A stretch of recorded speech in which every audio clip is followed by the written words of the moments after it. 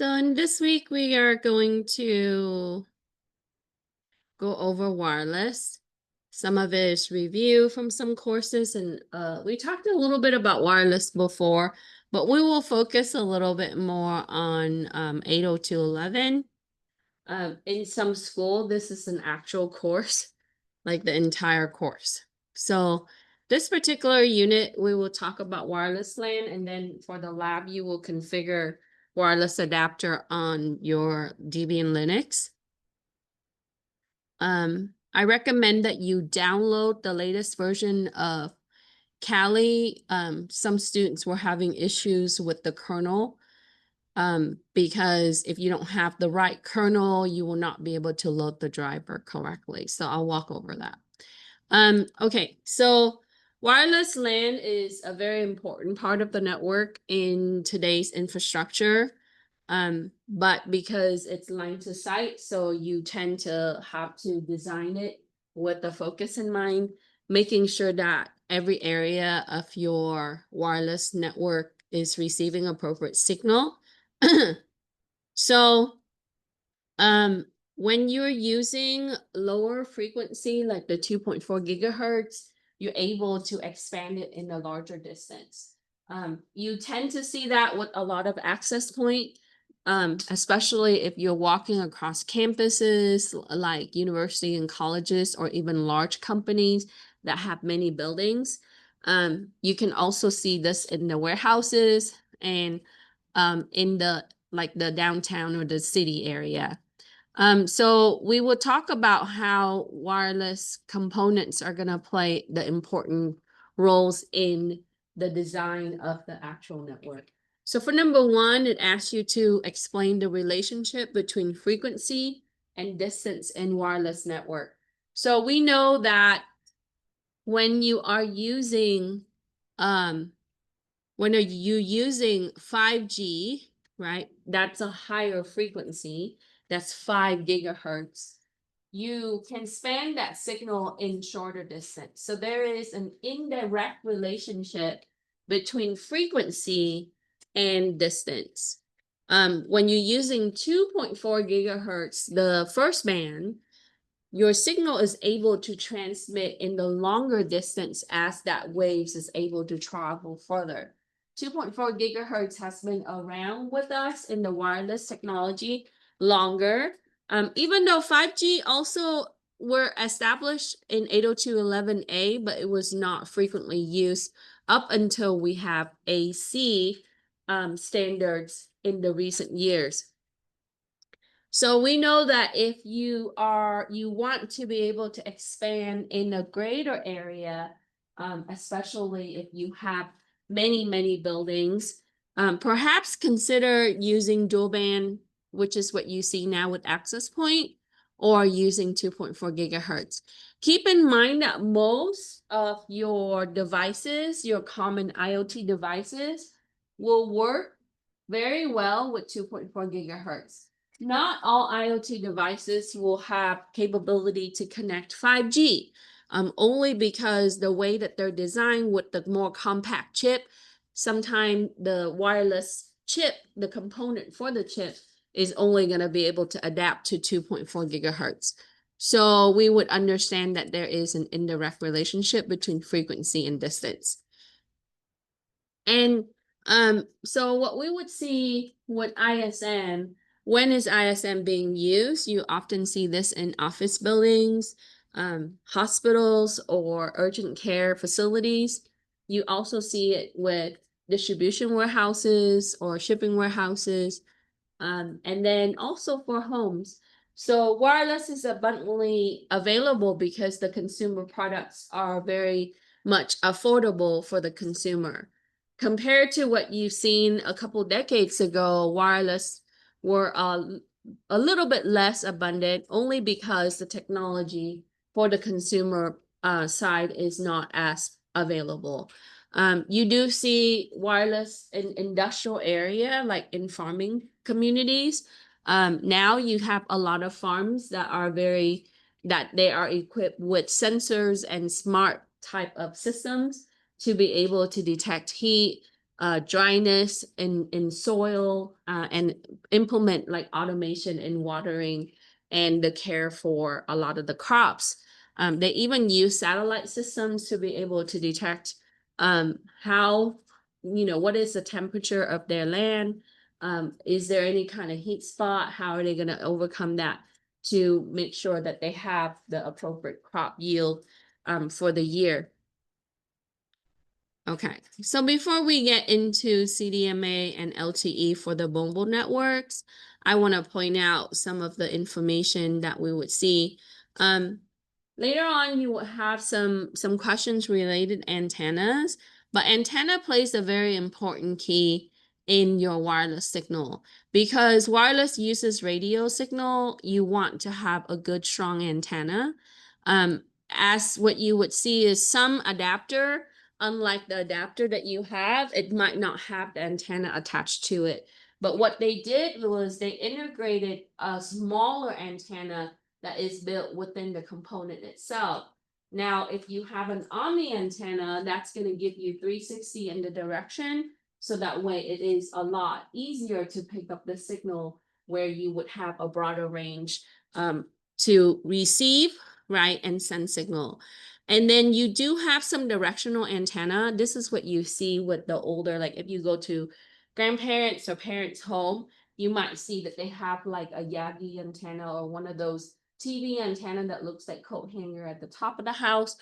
Those antenna was really made for some directional type, but we implement directional antenna if you don't want your signal to span 360. So for example, in a hospital, you would have wireless network for nurses and doctors and the staff, but you won't, and then also your guests and your patients. And in some area, you cannot have wireless signal, especially when you have MRI machines. Some of them, the systems that use radio frequency, and it might be overlapping the band. So you want to implement some directional antenna to be focused in some part of the building and to be able to block that signal in other part of the building. And we can use things like walls, metal, type of plated type of dividers. We can also use glass and water to be able to bounce signal in the case if we want to block signal. And then the second part of this, it talks about the agency that helps manage. So as you know, IEEE standardized the technology, and you have FCC that regulates it for North America. So we would see that in US and North America, the regulation for wireless communication and also in communication in general is a little bit more restricted compared to what you see in Europe or Asia. Only because there are regulations here that pertains to things that would relate to microwaves or the waves that are surrounding us, right? So there's some, and then also the communication with other type of like transportation systems like planes and drones and things like that would then relate to other agency, but FCC regulates a lot of the communication part of the wireless. And Wi-Fi Alliance is in charge of testing appliances. So not all appliances are tested. And if you see them tested, you would see that they are interoperable with other brands. So it just assures that you are able to adapt it in your existing network with other brands if they are tested. Okay. So as we move into the 5G era, I think that we've been in the 5G for a long time. You would see that the cellular networks that we integrated to be able to adapt 5G, that just means that you're able to transfer data quicker. You're able to upload and download at maximum using the frequency. Now, 5G integration was adapted for some of the mobile networks, and the infrastructure is as shown. So you got the code division multiple access, your CDMA. This uses a code for call or transmission that spreads the data across the spectrum. So you're able to utilize the entire spectrum for all frequency compared to what you've seen in the past where it's limited. So that's that's how we're able to implement the 5G. And then if you're using T-Mobile, AT&T, you often see that some of the networks are capitalizing on LTE. This is called long-term evolution. I know you might have to learn this for A+ or some other classes as well, but basically this allows you to set up a data terminal, and it's capitalizing on the GSM and the edge or the UMTS or HSPA technology. So if you're looking at mobile communication like Verizon networks or T-Mobile networks, they're really divided up into either edge, right, or GSM or the UMTS in the past.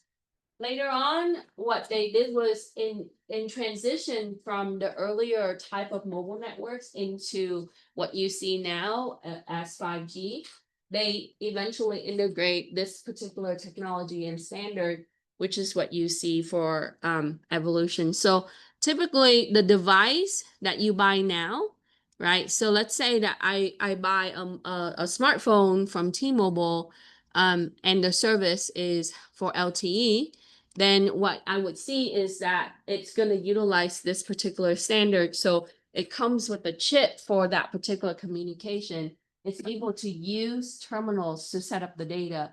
So this is how you're able to stream. This is how you're able to receive, download, and upload data accordingly.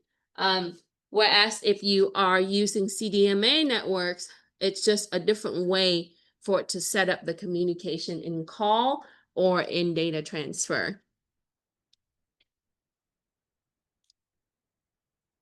Okay, so where can I find this information? It's after the ISM stuff, but I want to point out that for some of the devices that you see in the household, you do see them as 700 megahertz. So if you're still using cordless phone, that usually use not 8 to 900 megahertz. And then your old routers and your current router, the first band is using 2.4 gigahertz.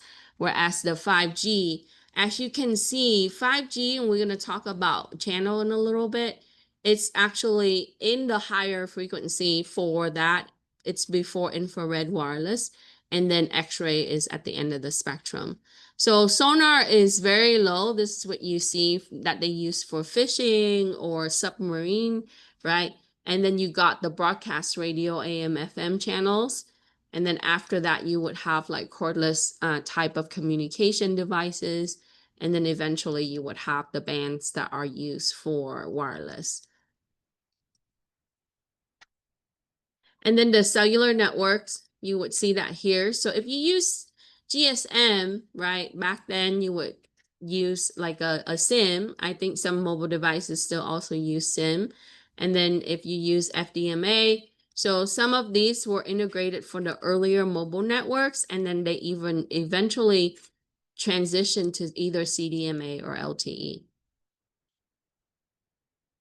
Okay, so this table gives you all the standards that are in 802.11. As you know, for a consumer standpoint, you don't often see all of them, right? We know that we're using AC right now, and your transfer rate is at 1 gigabit per second. It's up to that rate. Earlier on, we were using 802.11g, which is half of the speed what we would see, or a fraction of that, 54 megabit per second. Hi. And then for the later type, so in some of the standards, it's actually used in either different part of the world, or there's some integration for other type of devices and components in wireless. So you often don't see all of them.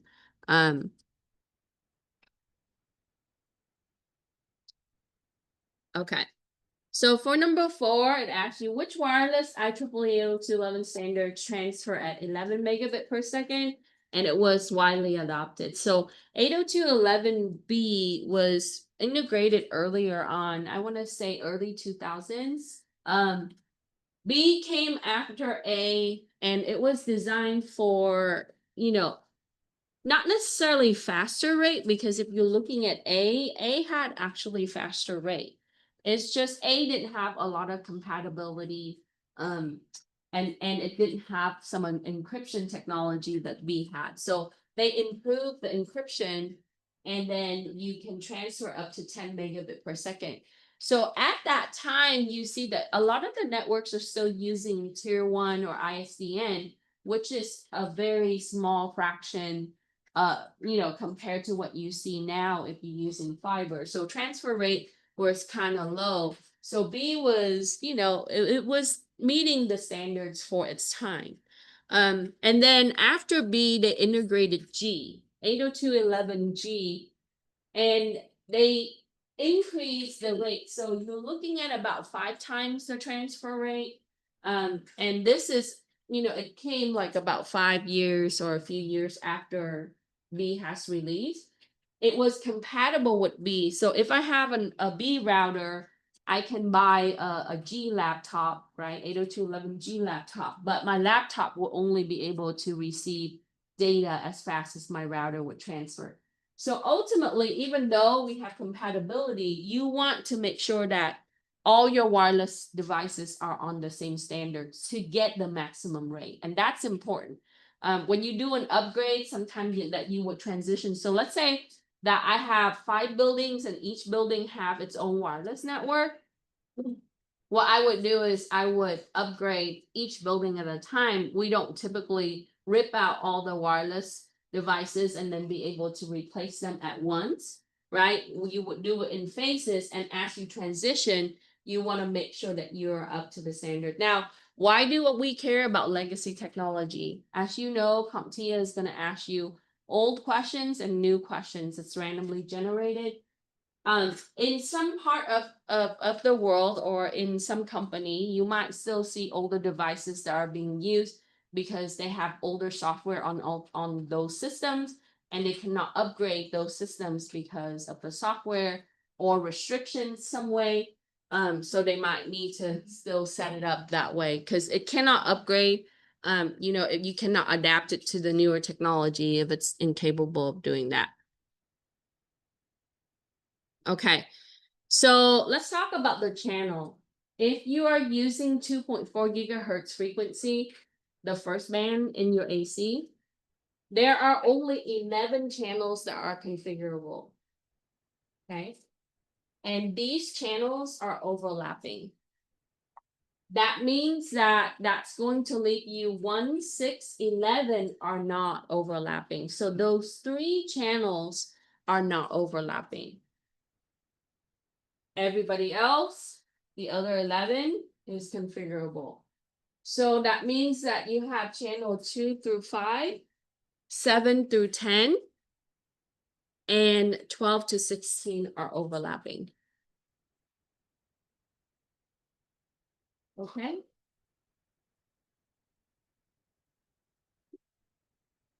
Now, how do I know which channel is being used? So when you turn on your router and you go to the 2.4 gigahertz configuration page, you would see that it usually default to auto setup, where it would default to a specific channel, the first channel that it can assign.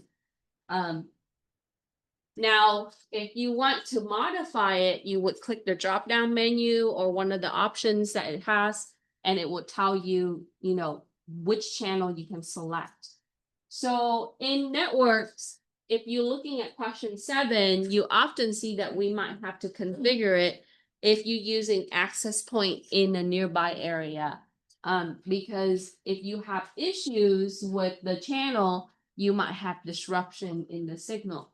So for question 7, it tells you Teresa configures an access point. It uses channel 1 in a building. If she needs another access point to add another access point to the same building, what channel should she use if she's using 2.4 gigahertz, right? Whether it's 802.11g, N, or AC. So 802.11n came right after G. What they did was they upgraded encryption, and then they were able to have backward compatibility with G. N was considered to have the most strong encryption compared to the prior standards, because at that time we saw that WPA became weak, right? It has vulnerability. And then AC, they kept the WPA2, they upgraded to WPA3, they integrated encryption, and then they also integrated additional different type of encryption and keys so that way you can do enterprise type of administration. So in this case, if you already have an access point that's channel 1 at 2.4 gigahertz, you need to have the farthest channel from that channel. So I cannot use 6 because 6 is right next to it. It's the next non-overlapping. So Teresa has to pick 11 because 11 is the farthest from 1. If because she's using 2.4 gigahertz. So if you configure your AC, now AC on the 5G, if you click 5G, you would see that it has a higher range. So that means that it just have more channels that you can use for the frequency. But for the 2.4 gigahertz, you have only 3 non-overlapping. And then the other 11 are overlapping. Okay. So for 7, Teresa would pick 11. So you would see some similar question on, Network Plus certification exam potentially, or this might be like an interview question. So you have to know that we need to select the farthest from the first channel, right? Now, if it's already at channel 6, likely that you don't have a choice. So typically you want to be separated, okay? So you have to configure the first one as 1 and the second one as 11. Okay.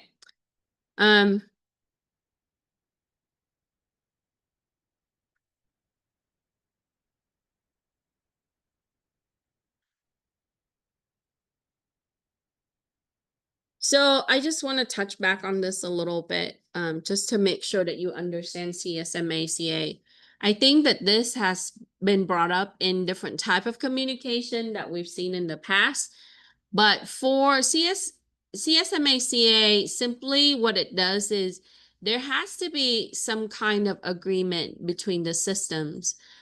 So for example, if you're trying to send a multimedia message to another system, right? What happens is the source system, which is your system, it has to do a request to send. And the destination system would have some kind of signal to say that, oh, it's clear to send. Once there's an agreement between the sending and the receiving system, then your data can pass. And this is what you see with the mobile networks in the past. And then there's got to be some acknowledgement. So this process require agreement in the way that the data can be transferred, and it was implemented for the earlier standard, which is 802.11b. Now the transition for that, this is what the channel that we were talking about.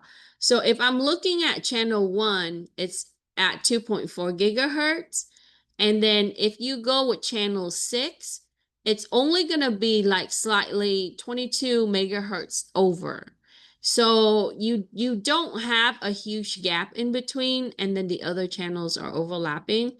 But if you select channel 11 for your second access point, it's at the end of the band, so that way you don't have cross signal. Okay, so ultimately that's what we want is in the access point.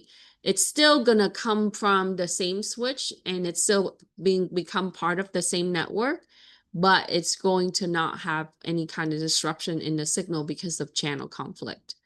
Okay. And then on the 5G, this is what you typically see.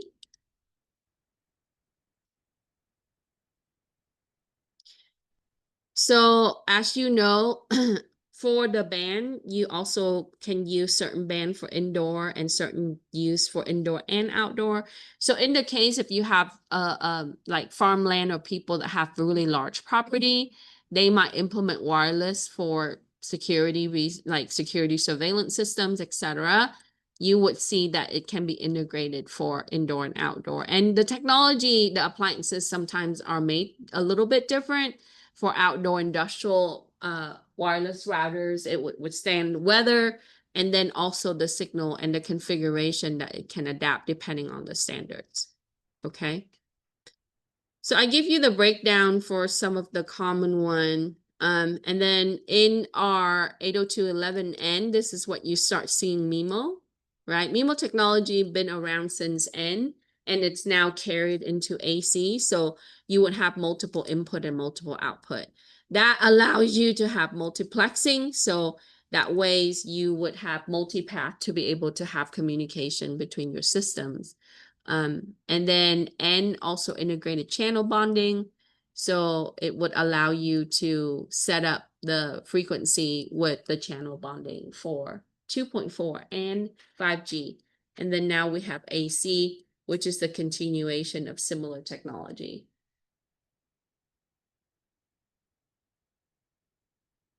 Okay, so let's go to the next part. I'm going to move 7 down in case you're still working on that. So for question 8, actually, what's the benefit of dynamic frequency selection, your DFS, in the wireless network? It allows you to prevent interference from occurring in the wireless network. So it's able to, we're able to automatically, the system's able to automatically select the frequency instead of staying statically in one frequency. As you know that it changes the waves, right? What you would see is that if you have interference, you're going to have signal loss or disruption in communication in general. Sometimes you also have latency in the case if you do have some throughput. But in this case, dynamic frequency selection allows the system to work with a certain range of frequency where it doesn't have to be specific in one frequency. So that way it's able to not have any kind of interference.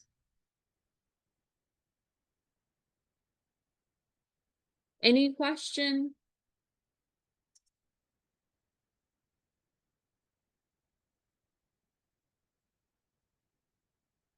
And then for 9, TPC enables the client and the access point to communicate with less power. The term for this is transmit power control. So it requires the client machine to adjust enough energy and preserve it for connection to access point. And it conserves battery power for interference and in the neighboring WLAN cells. So, and you might have faced this, right? Let's say that you're in an area where you don't have mobile or wireless signal. And if you set your device to be seeking wireless signal, you notice that your battery consumption is severe.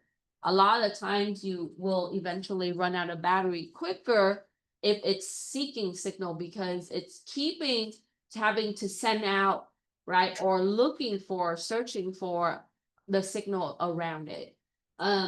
So your adapter that's built into your smartphone and even your laptop or your other systems, if you have it seeking the signal, it's going to consume power.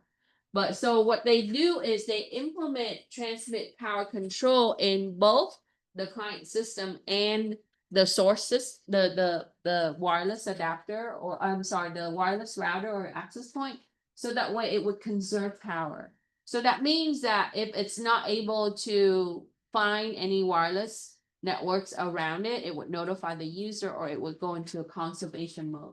My smartphone actually does this. It switched to airplane mode when I am not adding it to a specific network, and it, after a certain period of time it switched over. So it depends on your, also, I use an Android, so your UI version along with, the technology that you're using.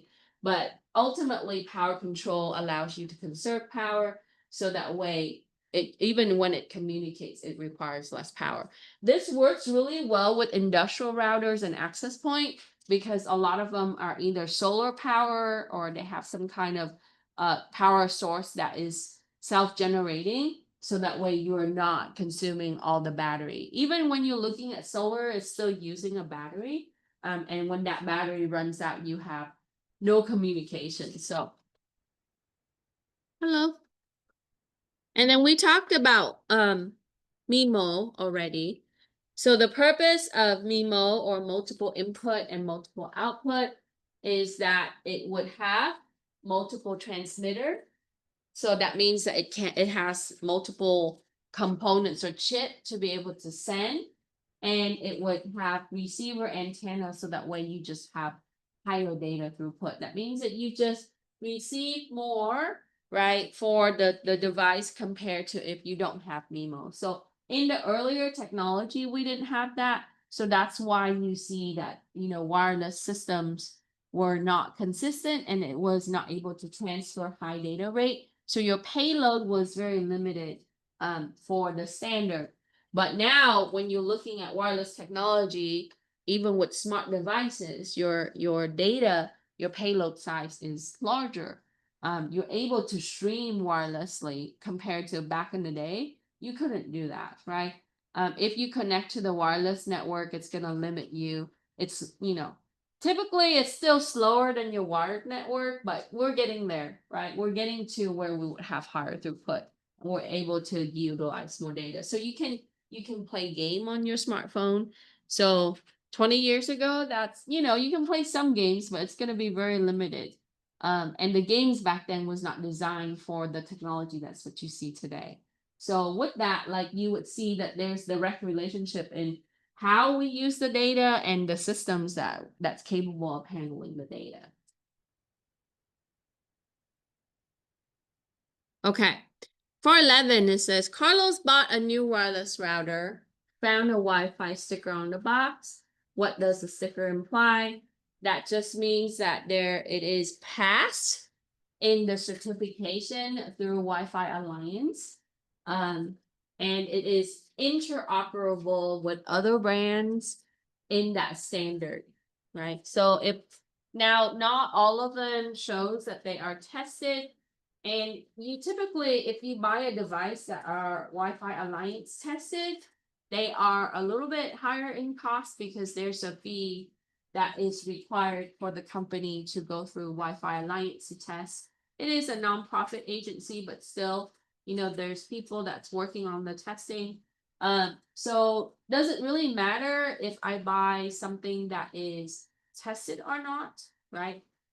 In some sense, if you want more interoperability assurance, then you would get something that is tested. Now, you do have warranty by the manufacturer for 1 or 2 years. It indicates that you buy something that is not tested. So as you shop for wireless technology online, you would see that there are lots of devices that are not tested, right? And then you do have some that are consistently testing. So some company would they would invest in that because that might be the selling edge, the marketing part for them. But the important part is the interoperability. Okay, that's what you have the assurance for. And the rate for AC, we know that it transfer at 1 gigabit per second or up to 1 gigabit per second. So if you compare this to Ethernet, right, 802.3, of course 802.3, the wired networks is going to be faster. But still, this is a tremendous improvement from what you've seen in the past, which is 11 megabit per second or 54 megabit per second. Just a fraction of what you see today. And will we improve from this? Yeah, there is a demand for faster data transfer, right? Higher throughput. We want something that's very, close to real time, right? I truly believe that there's no system that really it's really close to real time. They claim that it's close to real time. You do have some, minute, small in latency, but communication is, it also depends on like other factor like your storage, your RAM. So if you're FaceTiming someone, will it buffer sometimes? Yeah, it buffers when the network is slow. It also buffers if your device doesn't have enough storage to handle it, because a lot of the things come down into RAM for temporary storage before it actually converts that. So there's like the encapsulation process in communication as well. But you get, you don't have like people talking and their voice comes later anymore. You do see that back in the day because of the latency, right? When you watch a video, people that you see the image, their mouth is talking, but you don't hear their voice. There's a latency in how the voice communication piece, that data was just arriving later. You don't see that anymore on YouTube or other type of platform. Okay, so for 13, scenario questions are also common in network plus certifications. Paula wants to upgrade her wireless network speed. She purchased an 802.11ac wireless router. In her home network, she's using 2 laptops that have 802.11n wireless adapter. What is Paula's system's maximum transfer rate? How can she improve the transfer speed in her wireless network? And you often hear people going into Best Buy or the store, they tell you, I have a wireless network, and it's slow. I don't know how to be able to accommodate and improve. So if Paula has 2 older laptops, right? I'm talking about like maybe Windows 8 laptop. That's when 802.11n really came out. I mean, so what's the best way? Maximum transfer rate for the laptop is going to be around 300 megabits per second, which is not, it's only a third of AC, okay? At the most, it will transfer at 450 megabit per second with antenna. Now, most laptops have internal antenna. If you open it up, you're gonna see that it's like a little wire that's built, if there is one. A lot of the chip now, they built the antenna into the chip. So when they put that onto when they solder that onto the motherboard, it's already equipped with antenna. Not necessarily true back then for some of the earlier standards. So the easiest upgrade is to upgrade the network transfer rate by adding wireless adapter that are AC, and you can buy these for $12 or less than 20 bucks. Okay. Now, with that, you need to make sure that the driver for this works, and that's ultimately the goal. Is if you have the hardware, we want to have the software to control that.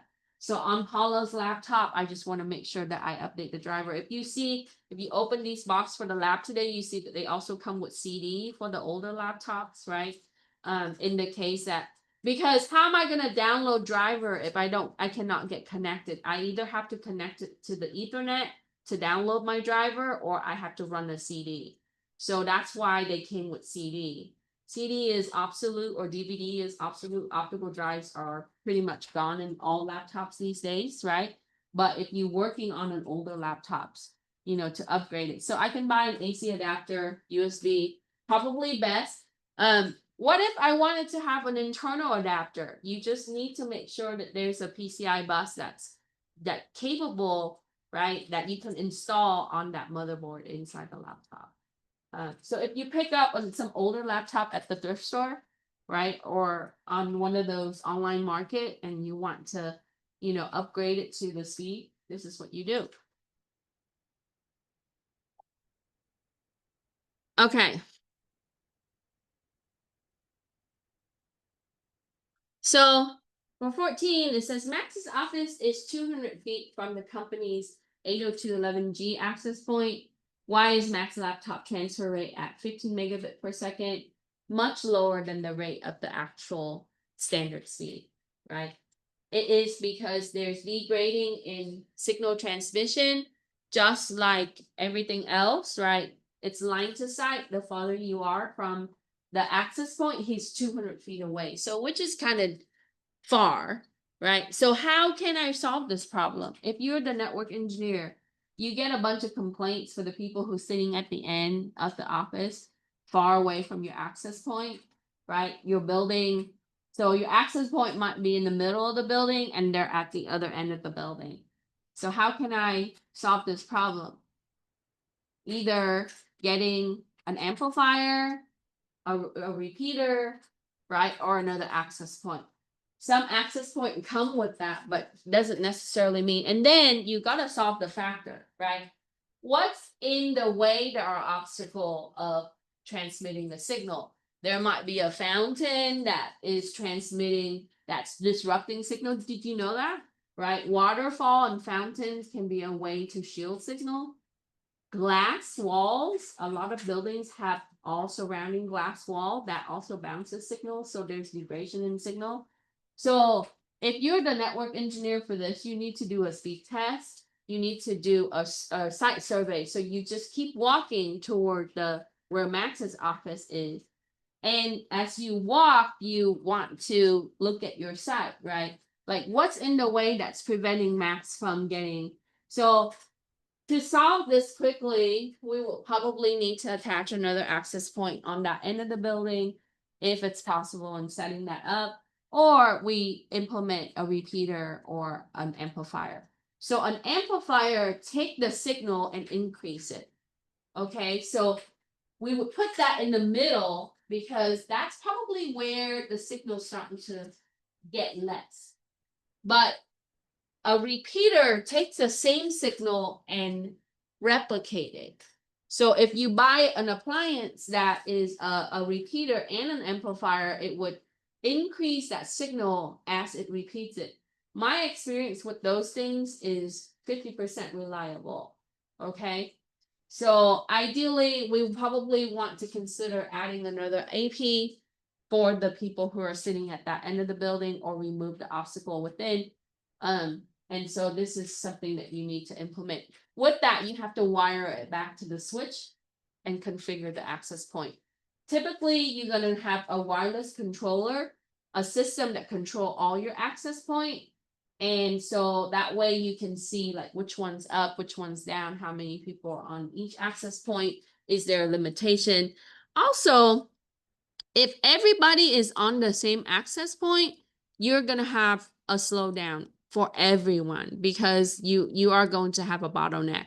So having a secondary access point is ideal. So when I first came, on that part of the campus, there was no AP, right? We were talking, I was like, what about the people who have offices out in Parkside and on that side of the campus? And so they eventually put in another AP, so that way, you know, the systems can be connected. Okay, so I'll move 14 down.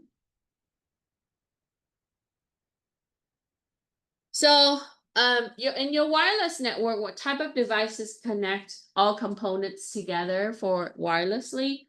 That will be your access point. At home, you would use your wireless router. Know that wireless router at home is also an access point. But in businesses, access point is not router, okay? Typically, they would have a physical router that routes everything. In a small business, they might use all-in-one devices like at home, but they don't interchange, right? So if I buy an access point, if I go online and search for access point for business, it's different. It doesn't route, okay? Whereas you would have a router as its own appliance, and then you have access point as their own appliances. And you would have, like I said, a system that control all your access point. You connect your access point to the switches and then be able to connect the switches to the router. And the router is going to be in charge of routing out your traffic. Now, if you have a multi-layer switch, those switches would be routing too.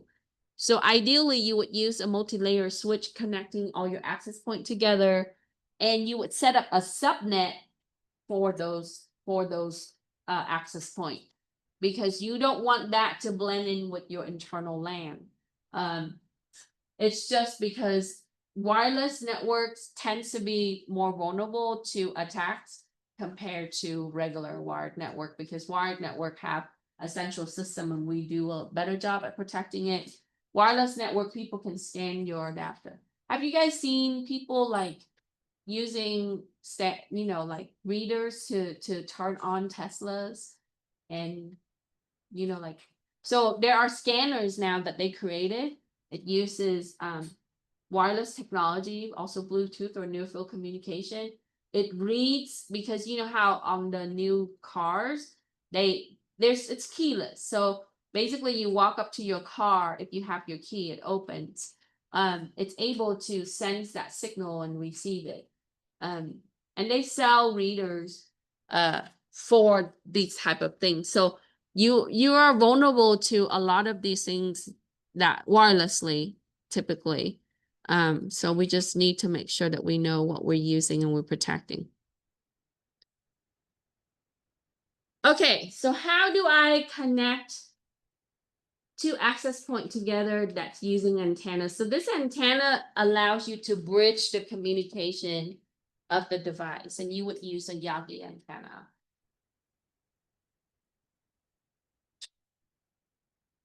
So for example, if you drive downtown a city, you might see like one AP for like the courtroom area, and then down maybe a couple of blocks, you might see another AP. And they do that a lot for a lot of the city. I know Riverside have access point everywhere, Loma Linda, right? A lot of the cities are accommodating wireless, free public wireless network. And so in order to transmit the signal from one AP to the next, you would use a Yagi antenna.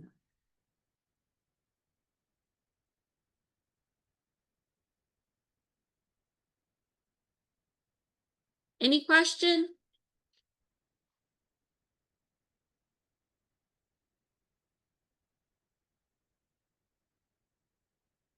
Okay, so give me a second. So antenna information is on page 8. You can find Yagi. Yagi is designed for point to point, so that way you can have greater range. And then installation for wireless network, you know that there's two types, your ad hoc and your infrastructure mode. So you can select the mode when you're configuring your access point. At home, you do that for your router. So the ad hoc mode, you typically see your independent basic service set. Typically, you would see this on certification exam. Hello. Your IBSS. So independent basic set, this allows you to be able to, first you'll be able to integrate it where all the system can be concurrent. And let's say that I have a smartphone, I have a smart TV, and I have a laptop, right? I can set up and I can use IBSS. And so it just created a way that I can transfer file across my system. I can print, right, using my wireless printer and so on. So ad hoc network, you would then just set it up with the mode, and it's going to be near range. So they're going to be nearby each other, like in one room, like maybe your living room or your office at your home. And then for the infrastructure mode, you would use the basic service set. And this, you can also configure that on your access point.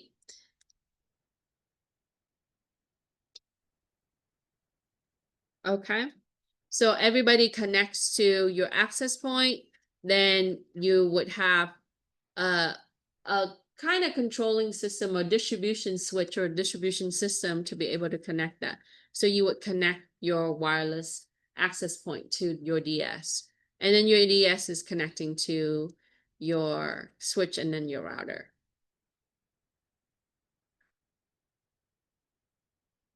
Okay, so for 18, we want to provide an example of an ad hoc network. How would you install this type of network? You can have two laptops or two computers are connected wirelessly using the wireless adapter. So I can connect my laptop to my other laptop this way. You can do a smartphone to your laptop, right? So that way you can transfer your pictures or your videos. You just need to make sure that you have the adapter, and then you configure the settings on your adapter for ad hoc.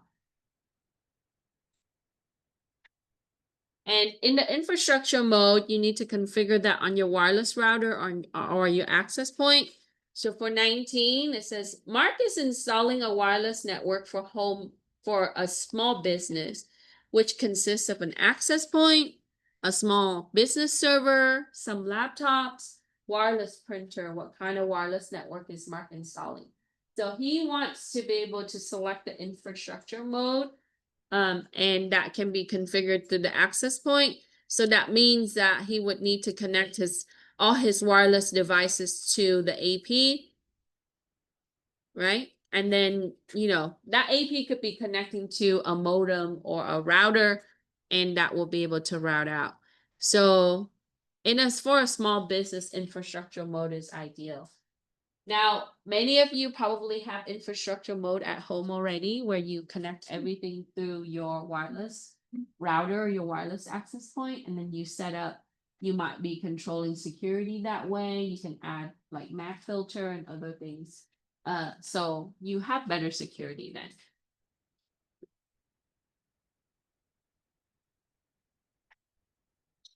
So as we talked about earlier with the situation with Mac's office being far from the access point, when you are installing wireless network or fixing it or adding to your wireless network, we want to make sure that there's always at least a 10% of overlapping in signal. So how do I know this, right? When I do a site survey, you just walk the distance, and you typically would have signal reader. If you don't have that, you can also use your mobile phone for this. So I'm going to start from one end, which is the closest to my access point. I'm going to walk far from it until I reach the end of the radius, right? So I would mark that area, and then I would go from the other end to see the end of that radius. So you want the radius to be overlapping by 10%. So that way, so if you're in this area, you're still receiving some signal. It might not be at the strongest length, right? Like this right here, it shows 20%. So here's your backbone, which is probably the closet, your rack. And then you have your department for sales. And then you also have another mobile or wireless network. So this is on a 2.4 gigahertz. So there's a channel 1 and a channel 6.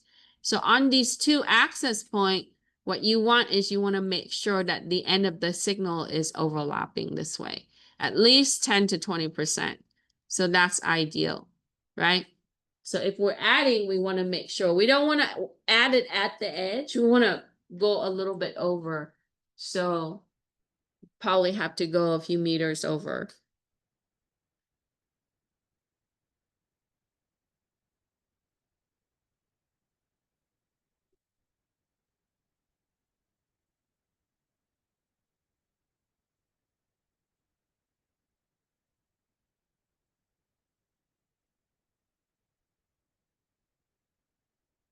Okay.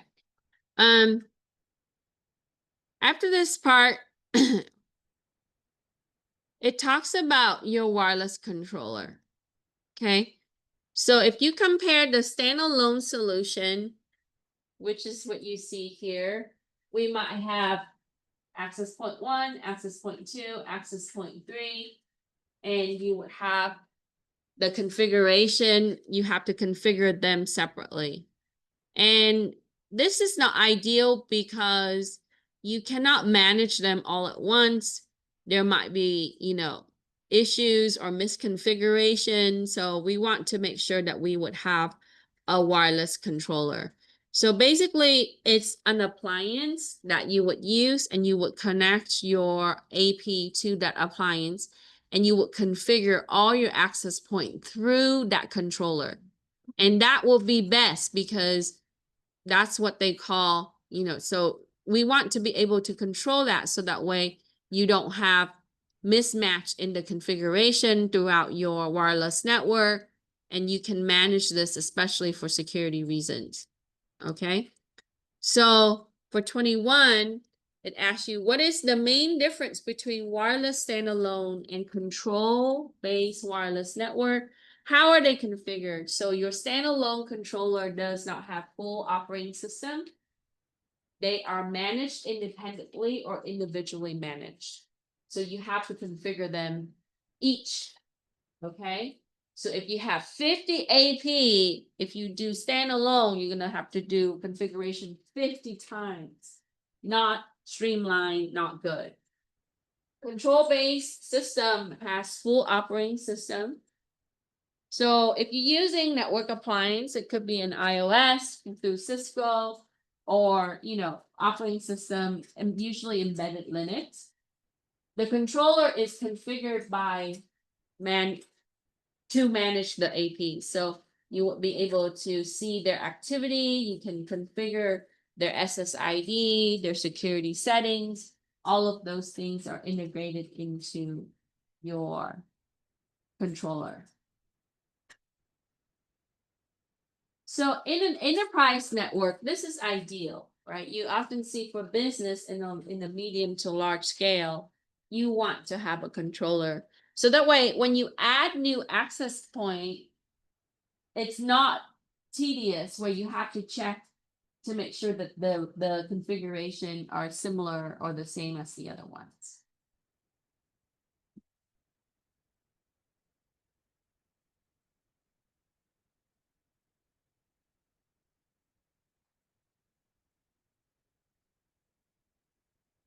Do you have any question?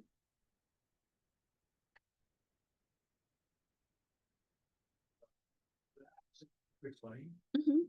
Earlier you saying it's on channel 1. Usually you do people do it on channel 11. Yeah, the picture shows 6, assuming that it's not in the same building. Yeah, if you have it in the building, 6 is okay. It's just the problem is sometimes that can create a conflict in the actual range of frequency. I've seen it 6 used, but let's say that you have one building with one access point and then another building with, yeah, so you can use a 6 in that case. Yeah, so access point, it does give you the max in the range. So anything, above 120 meters is going to be out of range anyway. So if you, in the case that the earlier question, 200 meters. So if, typically they would add another access point if it exceeds the signal. So you want to maybe move the access point closer. A lot of them are mounted in like where people cannot reach, right? So you want to have the physical security too. If you drive around the city, you would see like there's a light pole, kind of like a pole, and then they would have an access point on there. And sometimes they would have a solar panel that power it. You would see the antenna coming from it, and then some city they actually put it into a case, like a metal case, and they would hide it. So ideally, you don't want people to climb on there and take down your AP or something like that. That happens too. And then you would run the actual wire for the access point through the pole. So, if you see like the communication people when they come out to do it, these pole, I was looking at one the other day, actually yesterday when I was driving by, like the pole that comes up that looks like the trunk tree, there are actually parts. Did you know that? There are pieces. So when they install it, it's like, it looks like a tree trunk, but they are in 3 parts and they are kind of seamless once it's all attached together. So they run the wire inside the trunk itself, and then they run it up, and then they would mount the AP on the top. And then because the solar panel is gonna power the battery inside those industrial AP, but you still need to run those AP back to the ground, and it goes to to the line underneath the tunnel, and then eventually the switch. Typically, if you go into down those hole down the stairs, it leads toward like the communication company, and they would have switches and things set up for that community, that neighborhood. And so when you have outages, they would go and check those before they come to your street, little blue or green boxes. Yeah. Okay. Just a few more to go. For 22, what are the impacting factors of wireless signal degradation? Degradation, actually. Distance, we talked about that because it's line to side. The further you are from the source, the less signal, right? Because you lose signal as it travels through air. You have a lot of impeding signal, like microwave, cordless phone, a lot of other things that are around us that will take away your signal. You have walls, especially in historical area. The way that they built the walls back in the day are different than the walls that are now. Metal plated walls or the brick walls tend to be built differently from back then. So if your company is in the older part of town, you know, sometimes there's metal plates in the wall that can also change how your signal is passed. Then you also have protocol limitation, interference from other devices. If you have water fountain, companies use that to also, you know, separate signal. Glass walls, things like that can be used to bounce signal. So that kind of brings up something interesting, right? Like if you go to the stadium or a concert or Staples Center and you're watching a game, or you know, you're watching a musician or a band, but you can't stream, okay? And but when you leave, you can't go on social media. Now I think they let you stream to, or they let you go on social media, but you cannot stream. So what they do is they implemented what's called Shield, and there are companies that makes tons of money doing this. Legally, they have to go through regulations and getting their technology passed and allowed. Did you know that if you create a signal blocker, right, or a signal or a device that impedes signal to communication system, that can land you in prison for life, right? So if it's not regulated appliance or allowed to be used, you do see people doing this illegally. Should you use it? No, right? If they find out, if FCC find out, that's a big problem. Okay. I had problem with drones before, and I was highly interested in building something that sense drones, because drones use wireless technology, and I actually went and tried to find readers, systems that I can build. You can probably find them for a few $100s. Now, probably gone up in price. I've seen them between $150 and $500, depending on how good they are. There's a couple YouTube video of people actually building it successfully. It's not an easy thing to kind of do. You kind of have to play with it, and you have to know a little bit of electronics. But it has components that already been built, and then you just need to adapt it. And then I read like some of the disclaimer for it, and that kind of deterred me from from building it, because I'm like, what's the point of building it if I can't use it? And if I use it, I might go to jail forever, and I don't want that. So, but you know, it's probably a good learning process, maybe if it's for a project and you test it with your own drone instead of other people's drone. All right, 23, before installing the wireless network, you should consider doing a site survey, meaning that you need to physically walk the space with the signal reader. They sell lots of devices that you can use, right? Even it will generate a report for you now. Then you need to look at your network scope. What does that mean? That means that you have to determine how many devices potentially would use your access point. You don't want a bottleneck, meaning that if you have lots of devices on at once, right, you are going to have a slowdown in your wireless network. You wanted to consider what kind of devices. Am I dealing with Android, iOS, like is it Apple, tablets, IoT? If you have a hodgepodge of different devices, you got to look at like what kind of band are they using? Is there a specific channel that's required? So I would do an inventory of the wireless devices that you will be using on your network. So most companies now have bring your own device to work, right? You might apply for a security job or an IT job, and they tell you you have to come to work with your own laptop because they don't provide you with a computer to use. That's typical too. Tech Systems does that. Some of the companies do that. So So the engineer and the administrator, they have to plan out potentially you would predict like what kind of devices you will be adapting to your wireless network, their compatibility, then their standards, their expected capacity. You have to consider network performance and all of these things, and then over time you have to do the analysis for it. Wireless is continuing to be a tackle for a lot of people. If you are looking in the security area, there's regulations like HIPAA compliance if you're dealing with hospital. If you are in a school district, you've got students that are connecting, and then you have to control like what kind of content they're accessing through the wireless network, etc. Right? So there's a lot of like things that you have to consider when you're integrating wireless network. But ultimately, we want throughput and we want it safe. So, any questions? Okay, as I mentioned before we end the video and go to break and or take attendance, I have sent you your test out access code, right? Check your email.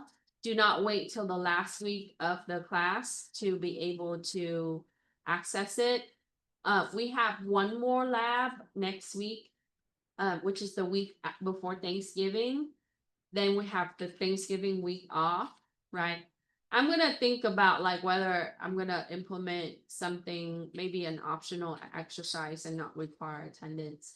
I think I have my final review video up already, but if you need to catch up with labs or things like that, come in. I will be here. Final exam will be turned on during the week of final. I will remind you, and it will close on Thursday. If you had my classes before, you know I don't give makeup final exam or late exam. So if you miss the cutoff, then you're gonna earn the grade that you earned. The practice exam is open until the end of the course, which is the same time. So it's the Thursday, the second week of December. I think it's like the 18th. Make sure that we get the practice exam for Network Plus completed. 90 minutes, 90 questions. So if you're going to sit down and do the test, do it. And you can do as many times as you want to earn a better grade. Your goal is to get as close as to 100% as possible, because that just tells me that you're ready for the exam. Now, if you get under, that's fine. You just continue to do it. I opened the test out course for the whole year until November 2026. So you can continue to go in without using Canvas, okay? But you need to reset your password when you're using CompTIA website outside of Canvas, because it uses API and it passes your credential from Canvas into the web app. So read my email. You can use the website. After the class, you can reset your password and access it. If you are in the apprenticeship program, email Rosalinda and then she'll email me so I can give you guys the voucher. That's a process now. But or you can just contact me and let me know, and then I'll check with her. But we'll do that. So the plan is that getting everything wrapped up by next week, okay, and then have you guys come up, get off for Thanksgiving, and then optional attendance when you come back from Thanksgiving, which is the first week of December, and then the final is the second week of December.